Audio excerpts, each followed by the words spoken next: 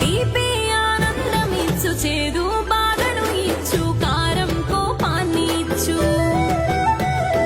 పులుపు ఓర్పును ఇచ్చు, వగరు సవాళ్ళనిచ్చు, ఉప్పు ఉత్సాహమిచ్చు.